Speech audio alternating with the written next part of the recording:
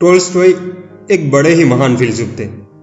एक दिन एक व्यक्ति लियो टोल्स्टॉय के पास आया और आते ही बड़े ही नाट्यात्मक अंदाज से कहा कि आपका एक मित्र आपके बारे में कुछ कह रहा था।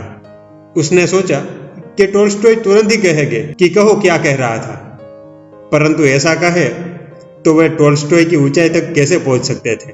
सो उन्होंने बड़े ही शांत भाव से उस व्यक्ति से पूछा, यदि तुम जो बात बताना चाह रहे हो वह मेरे कार्य हेतु जानना आवश्यक है तो कहो, और यदि वह बात मुझे कोई अच्छी नई राह सुझाने वाली हो तो तुरंत कहो, और यदि उसे किसी का भला होता हो, किसी का हित होता हो, तब तो जरा भी देर मत करो।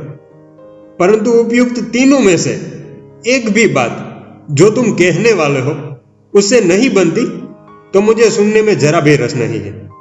बिल्कुल ही ठीक कहा था टोल्स्टॉय ने कि कोई भी बात जानने के लिए 3 कारण हो सकते हैं, परंतु हम तो पंचायत से लेकर जिज्ञासा जैसे हजारों कारणों से बात जानने को उत्सुक हो जाते हैं, और ऐसी ही फालतू बातों को जानने के कारण ही हम हर रोज हमारे दिमाग में कुछ नया नया कचरा भरते रहते हैं। क्या आपने कभी सोचा है कि क्यों लाखों में से केवल एक ही सफलता पा लेता है और उसके कार्यों को हजारों वर्षों तक याद रखे जाते हैं, तथा क्यों बाकियों को उसकी मृत्यु के चंद दिनों के बाद ही उसके चाहने वाले भी भूल जाते हैं।